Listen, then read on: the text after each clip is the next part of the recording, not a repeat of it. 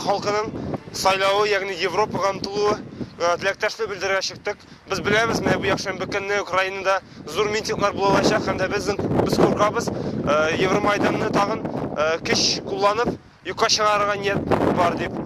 Biz de Ukrayna halkına tilektaşlık bildirgen jynabız. Çünkü Ukrayna halkı ul kuruluk görsetdi, ul özünün imperiyada yaşayan tilемегин көрсетті. Европа демократия için demokratiyada yaşayan tilемегин көрсетті. Sonra tilektaşlık bildirgen көрсетті. Çünkü Ukrayna bizge bugün örnek көрсетті. Ничек özünün demokratik hukuklарын şinkireşirge керек.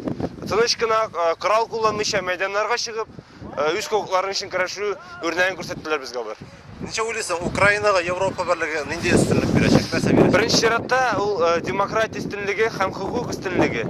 Яғни хукук үстін болашақ, яғни күш куллану, канунсызлыклар әз болашақ. Яғни демократия жеңулері. Бірінші шаратта. Һәм дә икенче мақсаттан кешеләр ниһаят Европадагыча хәерчелектән чыгып, нормаль яшәй башлайча. Без дә шуңа ынтылабыз, аңлыйсызмы? Безгә дә хәерчелектән туйды, безгә дә Европача яшәү кирәк. Шуның өчен чыктыгыз. Шуның өчен чыктык, әйе.